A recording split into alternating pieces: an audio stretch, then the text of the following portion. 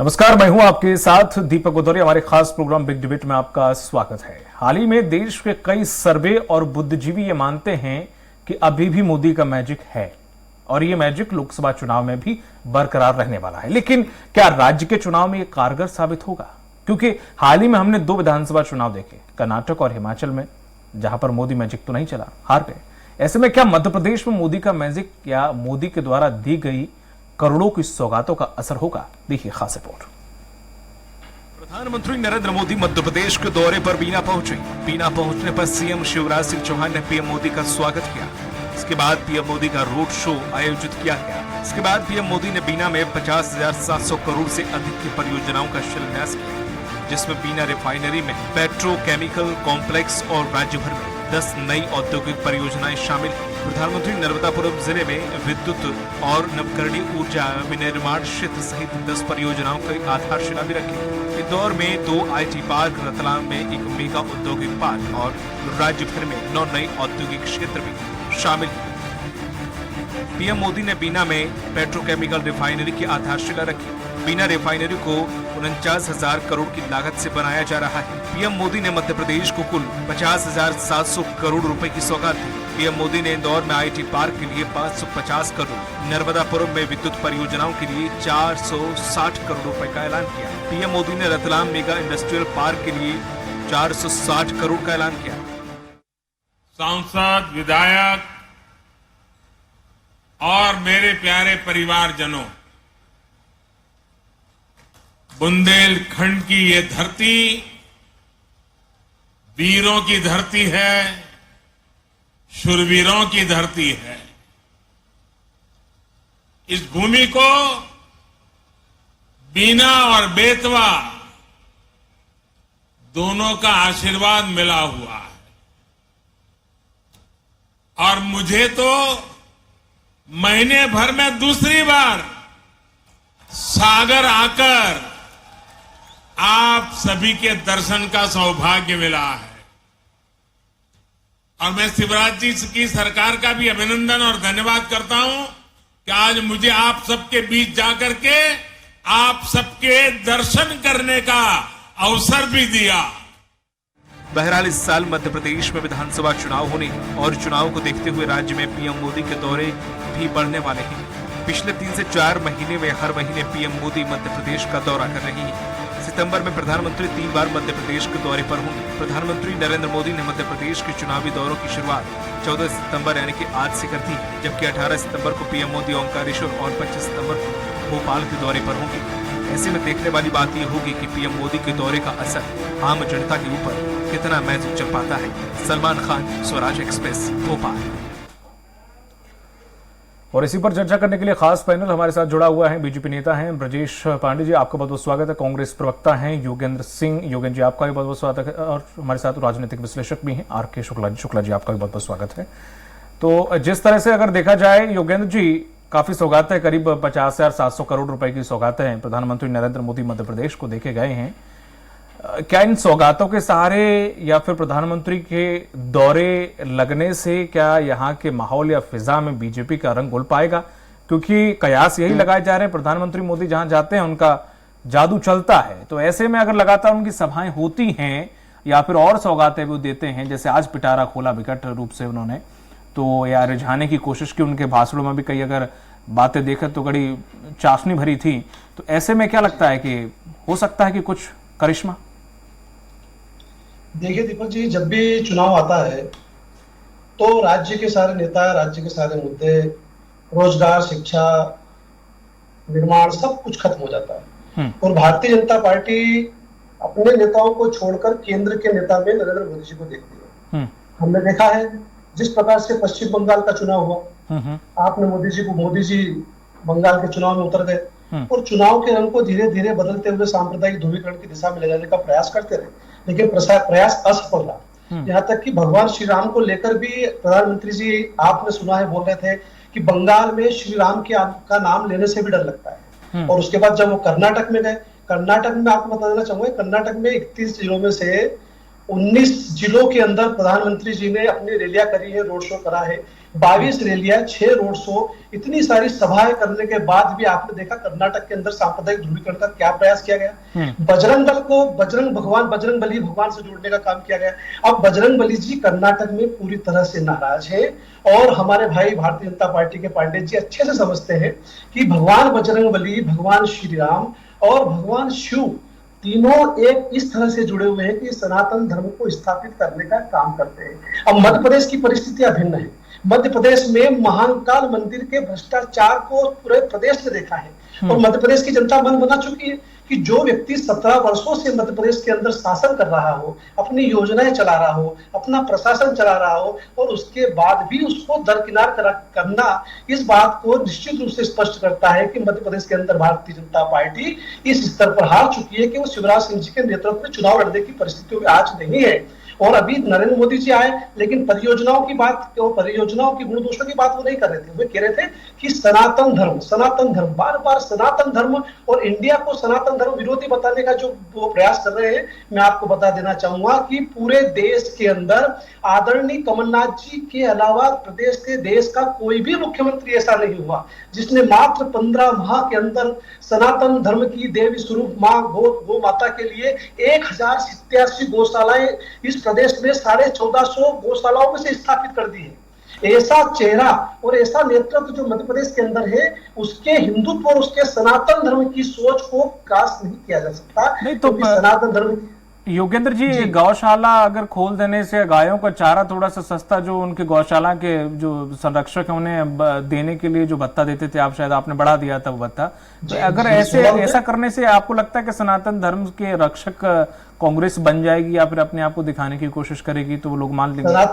क्योंकि अभी जो वाक्य हुआ जिसका मोदी जी खूब बुनाने में लगे हुए, पूरी बीजेपी बुनाने में लगे हुए और बड़ा ज्वलंत मुद्दा है, हर किसी की जुबान पर सिर्फ यही है, तो क्या आपको ऐसा नहीं लगता कि इस मुद्दे को लेकर कुछ ज्यादा अगर हवा दी गई तो नुकसान, मैं कह रहा हूं बहुत ज्यादा नुकसान नहीं पर थोड़ा नुकसान हो सकता है, क्या इससे बचा नहीं जा सकता अपने आप को इससे किनारा कर? मध्य प्रदेश के अंदर भारतीय जनता पार्टी की सरकार को अब कोई नहीं बचा सकता, क्योंकि पूरे प्रदेश में देखा है कि किस प्रकार से आपने खरीद फरोख्त करके सरकार बनाई है। जनता जनादेश आपके साथ पिछली बार भी नहीं था, जनता का जनादेश आपके पास इस बार भी नहीं है। और रहा जाता सनातन धर्म तो विश्व का सबसे स्थापित धर्म है, जिसको 90,000 वर्ष से अधिक का समय हो चुका है, जिसकी वैदिक धर्म की सभ्यता पूरे विश्व के अंदर शिरोमणि है। 5,000 साल, 90 नहीं सर, 5,000 साल, 90,000 के लगभग इसके बारे में कहा जाता है। लेकिन प्रामाणिक रूप से हमारे पास जो ऋग्वेद है, जो हमारा सबसे प्राचीनतम ग्रंथ है, और सनातन धर्म तो एक सागर है, सागर से कई लहरें निकली, कई संप्रदाय निकले, पंथ निकले, कई धर्म निकले, कई भाषाएं निकली, सबकी देन ठीक है। पर अगर उसी सागर पे कोई आलोचना करता है और सागर मिटाने के सुखाने की बात करता है, हालांकि उसके बस का नहीं है, उसके न जाने किसकी पीढ़ियों का बस का नहीं, लेकिन फिर भी आपको खंडन करके इससे किनारे करके शायद ऐसा हो कि एक मुद्दा बीजेपी को लपक लिया वो नहीं मिलता। खैर मैं आपके पास लौटूंगा सर। धर्म को मिटाने वाला तो इस धरती पे संसार में कोई वही ना सर, तो अगर थोड़ा सा इससे किनारा कर लेते तो शायद उन्हें एक मौका नहीं मिलता। सनातन धर्म को मिटाने की जो बात करेगा वो निश्चित रूप से हिंदुस्तान में अहिंसा का विरोध करेगा, धर्म के अहिंसात्मक सिद्धांतों का विरोध करेगा, सद्भाव का विरोध करेगा, करुणा का विरोध करेगा, मैत्री का विरोध करेगा। जैसे आप इतने अच्छे से बात रख रहे हैं, तो अगर ये आपके उच्च अधिकारी भी अगर इस तरह से बात रखते तो शायद इतना तूल ना देता, ना इतना शायद बीजेपी हवा देती इसको। ठीक है ब्रजेश जी, जिस तरीके से देखा जाए मोदी जी ने कई घोषणाएं कर दी हैं ब्रजेश जी, और कई पोटली खोली है मध्य प्रदेश वासियों के लिए, क्योंकि मोदी मैजिक बोल रहे हैं कि राज्य में चलेगा। 2 राज्यों में हमने देख लिया कुछ चला नहीं, बल्कि बहुत अच्छा खासा लॉस हुआ। 2 राज्य आपको बहुत अच्छे से पता है, तो क्या ये फॉर्मूला हमेशा अप्लाई होगा? क्योंकि हाँ, लोकसभा में तो मोदी की बयार ऐसी थी कि सब बह गए, चाहे कैसे भी सांसद हो वो भी निकल लिए, ठीक है वो भी सांसद बन गए, लेकिन क्या मध्य प्रदेश में अभी हालात ऐसे हैं कि मोदी मैजिक चलेगा? देखिए दीपक जी, सबसे महत्वपूर्ण बात यह है कि भारतीय जनता पार्टी साल के 365 दिन जनता जनार्दन की अपेक्षाओं को संपूर्ण करने के लिए नित्य प्रयास करती रहती है। हम समाज के अंतिम छोर के व्यक्ति के बात तक अपनी बात पहुंचाते हैं, उनकी समस्याओं को दूर करने का ठीक है। जिस तरह से देश के यशस्वी प्रधानमंत्री माननीय नरेंद्र मोदी जी ने आज बीना में 50,700 करोड़ रुपए से अधिक की परियोजनाओं का लोकार्पण किया, अद्भुत है। और सबसे बड़ी बात यह है कि इससे उन लोगों को सीख लेनी चाहिए जो सिर्फ बातें करते हैं, काम नहीं करते हैं, ऐसे विपक्ष के बहुत से लोग हैं, घमंडिया गठबंधन लोग खासतौर से समझना चाहिए कि आज नर्मदापुरम की बात हो, गुना की बात हो, शाजापुर की बात हो, मऊगंज की बात हो, अगर मालवा की बात हो, मक्सी की बात हो, इंडस्ट्रियल पार्क की बात हो, इंदौर 3-4 सारे क्षेत्रों को इससे फायदा मिलेगा, क्योंकि उसमें जो नर्मदापुरम के में ऊर्जा और नवीनीकरण ऊर्जा उसका प्रोडक्शन है, ये बन जाने से हमने कहा इंफ्रास्ट्रक्चर को हम दिन प्रतिदिन उसको संबलता देने का प्रयास करते हैं। विकास प्रक्रिया होती है, एक दिन में कुछ नहीं होता, लेकिन जिस तरह से माननीय मोदी जी ने इसकी आधारशिला रखी, ये अपने आप में अद्भुत है। रविदास मंदिर की बात हो, और सबसे बड़ी बात यह है कि दीपक साहब, मैं आपसे कहना चाह रहा हूँ कि जो हमारे बुंदेलखंड की धरती है, कि वास्तव में सूरवीरों की धरती कही जाती है, चाहे वो रानी लक्ष्मीबाई रही हो, चाहे जितने भी महान फ्रीडम मूवमेंट के लोग रहे हों, उनका बुंदेलखंड की धरती से ताना बाना अवश्य रहा है। बीना बेतवा नदी का इसमें बहुत बड़ा आशीर्वाद है, और संत रविदास जी की जहाँ भव्य स्मारक भूमि पूजन किया माननीय मोदी जी ने, ये बहुत अच्छी बातें हैं, जिससे समाज के उन वर्ग के लोगों को, वंचित समाज को, दलित, शोषित, पीड़ित सभी समाज के लोगों के अंदर एक संदेश जाता है, और लगता है सरकार हमारे लिए प्रतिबद्ध होकर कार्य कर रही है। और मैं समझता हूँ कि आजादी के अमृत काल में इससे बढ़िया सौगात कुछ नहीं हो सकती थी।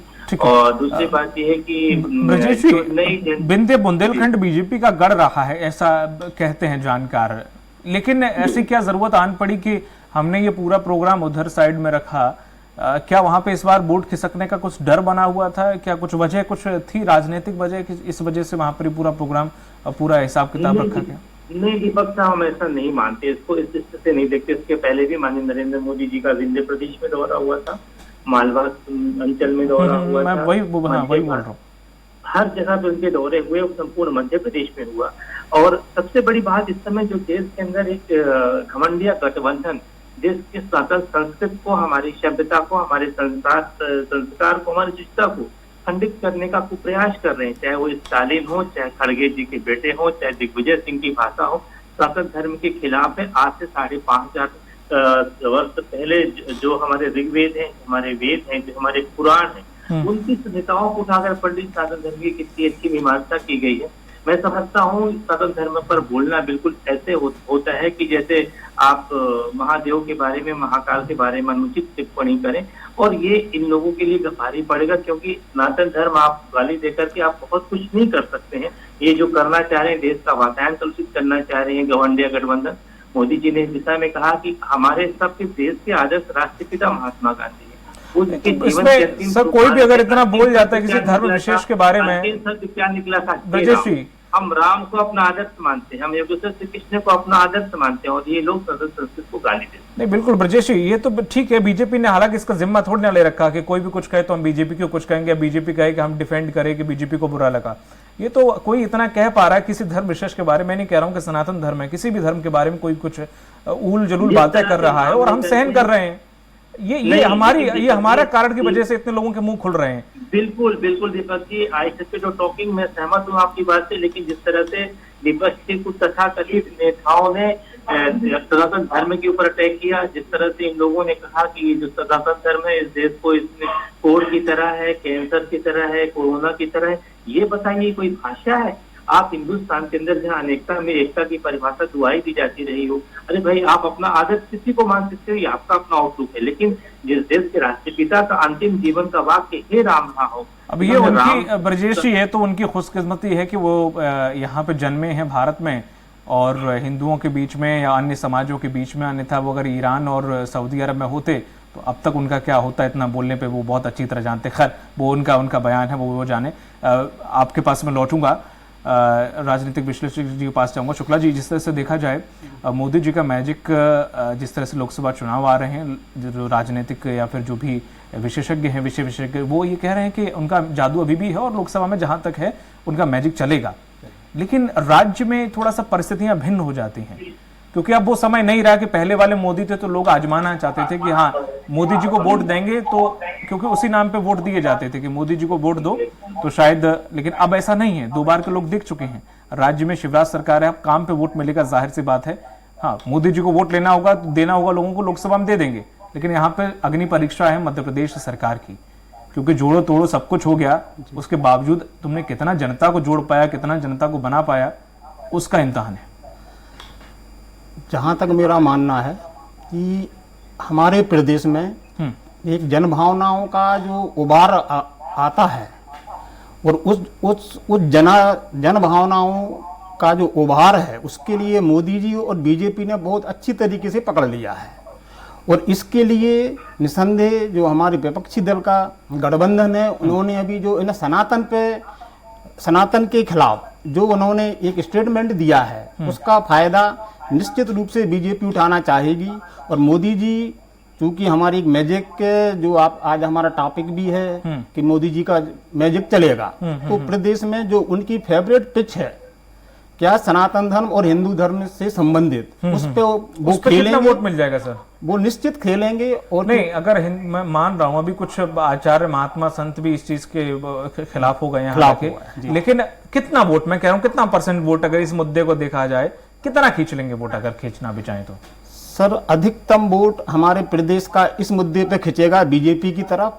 हमारे प्रदेश की जो दो समस्याएं हैं, महंगाई है और बेरोजगारी है, तो उस जो है ना बेरोजगारी के मुद्दे को थोड़ा ठंडा करने के लिए या उसको थोड़ा सा जनमानस के अभी दिमाग से हटाने के लिए उन्होंने जो इन बुंदेलखंड में सागर जिले की बीना तहसील में अभी जो उन्होंने 50,700 करोड़ रुपए की लागत का एक प्रोजेक्ट की शुरुआत करने की आज घोषणा की है। वो वहां पर जिन बेरोजगारी के मुद्दे को दबाने का प्रयास किया गया है। और वहीं बुंदेलखंड में संत रविदास जी का मंदिर बनाने की जो उन्होंने घोषणा की है, उससे उन्होंने पहले से ही इन्होंने मुद्दा तो आज दिया है सनातन वाला, वो उस मुद्दे की सिर्फ एक मूर्ति बनाने से क्या वो भावना आ जाएगी? मतलब अगर लोगों से ये बताना चाहें कि हमने देखिए मूर्ति बनाई है, हम उनके लिए कर कुछ नहीं रहे। सर हमारे प्रदेश का जो सेंटीमेंट है वो निश्चित रूप से उस तरफ झुकाव रहेगा उसका। हाँ, इसके पहले जो महाकाल लोक में जो हमारे सप्त ऋषियों की मूर्तियों का विखंडन हुआ था, है ना, उसकी भरपाई करने के लिए जो लोग सनातन की पिच पर 100% खेलने वाले हैं और उसका फायदा मुझे लगता है कि बीजेपी को मिलेगा। ठीक है। योगेंद्र जी, जिस तरह से देखा जाए अभी इतनी सौगातें देके गए हैं, ये सौगातें एंड के लिए क्यों रखी जाती हैं? अगर आपको सिलेंडर सस्ता करना था तो पहले कर देते, किराया सस्ता करना था तो पहले कर देते, पेट्रोल सस्ता करना था तो पहले कर देते। अब जब चुनाव नजदीक हैं तो पिटारा खोल दो। अब ये पिटारा कब पर उतरेगा, कब तक 1 लाख जॉबें मिलेंगी, पता नहीं कुछ अभी। दीपक जी, इनके पिटारे में सब कुछ खत्म हो चुका है। मध्य प्रदेश की सारी जनता समझ चुकी है कि ये कर्जा ले लेकर प्रदेश की जनता में बांटने का काम कर रहे हैं। सारे कर्मचारी वर्ग समझ चुके हैं कि जब चुनाव आ गए हैं तो ये आके हमको लॉलीपॉप देने का काम कर रहे हैं। जब आप 17-18 वर्षों से मध्य प्रदेश में लगातार शासन कर रहे थे, तब ये मुद्दे आपके सामने कौन थे? आज प्रदेश की आर्थिक स्थिति खराब है, कर्ज के मारे प्रदेश लगातार कर्ज बढ़ता जा रहा है। आप एक महीने में 2 बार कर्जा लेने का काम कर रहे हैं। क्या प्रदेश की जनता ये सब समझती नहीं है? और सबसे बड़ा मुद्दा है महंगाई, बेरोजगारी। रोजगार चाहिए, युवाओं को रोजगार चाहिए। मध्य प्रदेश के तमाम आदिवासी अंचलों में लगातार पलायन की परिस्थितियां हैं और सभी युवा जो है बेरोजगार हाथों में डिग्री लेकर घूम रहे हैं। और आप मध्य प्रदेश में व्यापम जैसा आपने विश्वव्यापी घोटाला किया है, पूरा प्रदेश जानता है। आपने मध्याह्न घोटाला, छात्रावास घोटाला करते करते यहाँ तक तो ठीक है। मेरा ये मानना है कि जो व्यक्ति महाकाल के भ्रष्टाचार पे चुप रहता है और महाकाल के भ्रष्टाचार पे आरोप लगने पर मध्य प्रदेश के डीजी, जो लोकायुक्त के जो बड़े हमारे प्रदेश के सबसे बड़े डीजी थे कैलाश मकवाना जी, को तुरंत हटाने का काम करता है। पूरी प्रदेश की जनता जानती है कि इस प्रकार के लोग जो महाकाल के भ्रष्टाचार में भी सहयोग करने की कोशिश कर रहे हैं, तो निश्चित रूप से वे सनातनी नहीं हो सकते। सनातनी व्यक्ति, आपने जो सवाल किया वो बड़ा वाजिब है अगर राज्य के परिदृश्य से देखा जाए तो।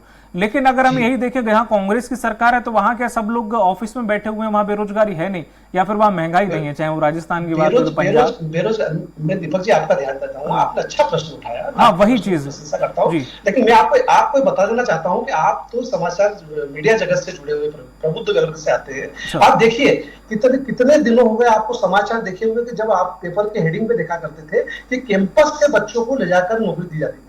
किसी को 2 करोड़ का पैकेज होता था, किसी को 1 करोड़ का पैकेज होता था। लेकिन आज उनके पास पैकेज नहीं है, आज उनके पास रोजगार नहीं है। रोजगार केवल ऑफिस में नहीं मिलता है, रोजगार का मतलब केवल सरकारी नौकरी नहीं होता है। ठीक, मैं आप ही की बात मान लेता हूँ। अच्छा, अब जो कांग्रेस का, चाहे वो छत्तीसगढ़ उठा लें या फिर दूसरा आपका राजस्थान उठा ले, वहां पे कितने स्टार्टअप शुरू हो गए या कितना वहां पे इस तरह से हो गया? अच्छा, आप खुद बताएं, ईमानदारी से बताइए जो आप हमें यहाँ पे कहते हैं, लेकिन हम अपने दूसरे राज्यों को क्यों नहीं देखते? हम यहाँ पर अगर सस्ता देने की कुछ बात करते हैं तो हम क्या वहां दे रहे हैं क्या? हम ये चीज क्यों नहीं देखते सर?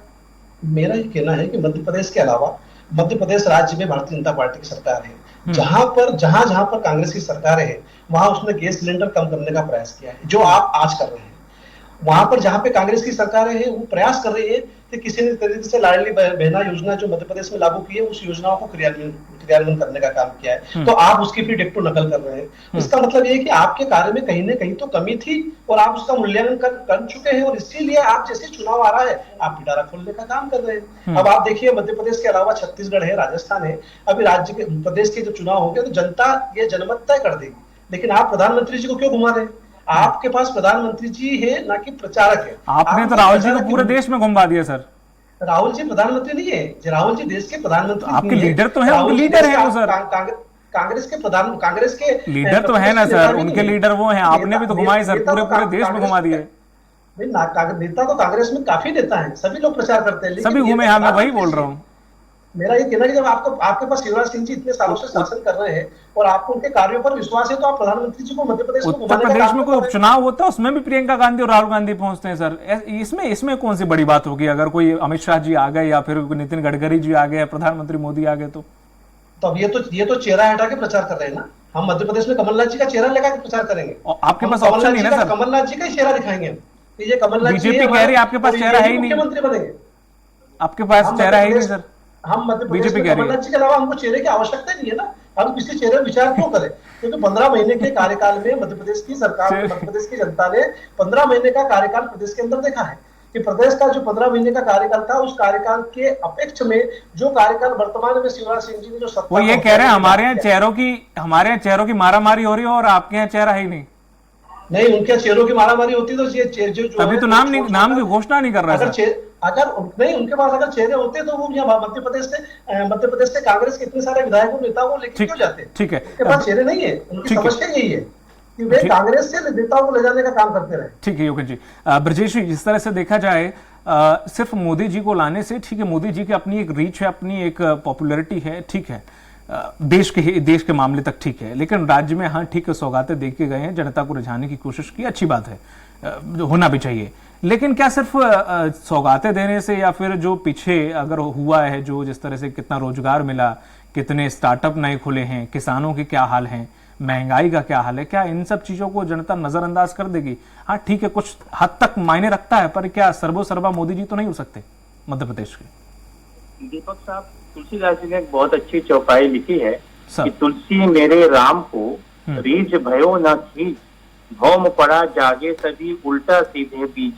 मैं समझ नहीं पा रहा हूँ कि कांग्रेस के प्रवक्ता मित्रों को या अन्य लोगों को क्यों इस तरह की आपत्ति हो रही है। तो खुशी की बात है, आज चंद्रयान 3 हमारे भारत के वैज्ञानिकों की अपूर्व मेहनत से चंद्रयान 3 ने जो सफलता अर्जित किया, और रशिया का लूना नहीं कर पाया, चंद्रयान 3 ने किया, भारत नंबर 1 हुआ फिजिक्स के मामले में।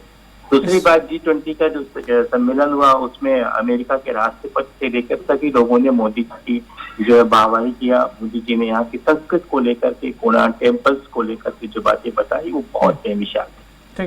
तीसरी बात, चाहे वो मैन्युफैक्चरिंग सेक्टर की बात हो, चाहे नया इंडिया जो है, नया भारत जो है, उसमें मैन्युफैक्चरिंग को लेकर के जो आज माननीय मोदी जी ने जिस विषय पर जोर दिया और जो उन्होंने 10 नए इंडस्ट्रियल प्रोजेक्ट के काम को शुरू करने की बात किया, इससे न सिर्फ औद्योगिक क्षेत्र को ताकत मिलती है बल्कि इसमें हर यूनिट के लोगों को ताकत मिलती है, क्योंकि इससे बहुत सारे बेरोजगारों को रोजगार सृजन होते हैं और जो बेरोजगार इस क्षेत्र के पढ़े लिखे लोग हैं वहां पर उनको नौकरी मिलती है। पर दूसरी ब्रजेश जी,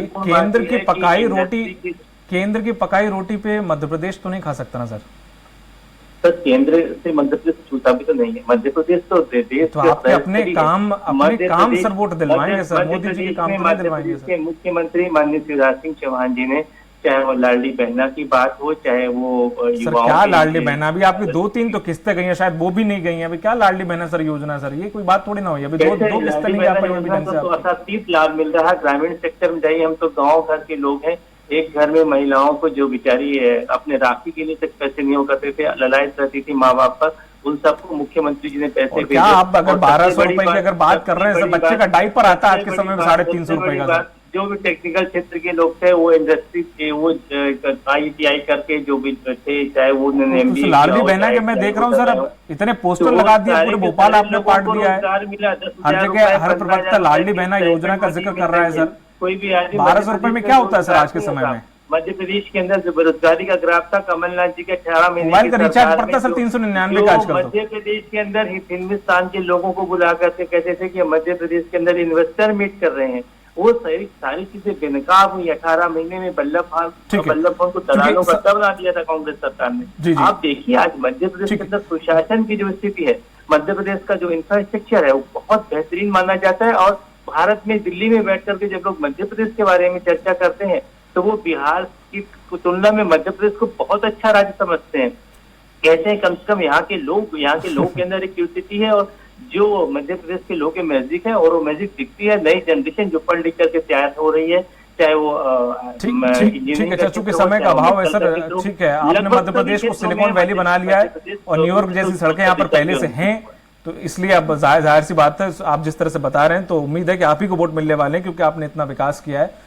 चलिए बहुत बहुत शुक्रिया मेरे साथ जुड़ने के लिए ब्रजेश जी, योगेंद्र जी और शुक्ला जी इस चर्चा में शामिल होने के लिए। बहरहाल मोदी मैजिक की चर्चा पूरे देश में है, पर क्या लोकसभा चुनाव की तरह राज्य में भी ये मोदी मैजिक काम करेगा कि नहीं करेगा, ये देखने वाली बात होगी। जनता को कितना मोदी लुभा पाएंगे ये आने वाला वक्त ही बताएगा। दीजिए इजाजत, नमस्कार।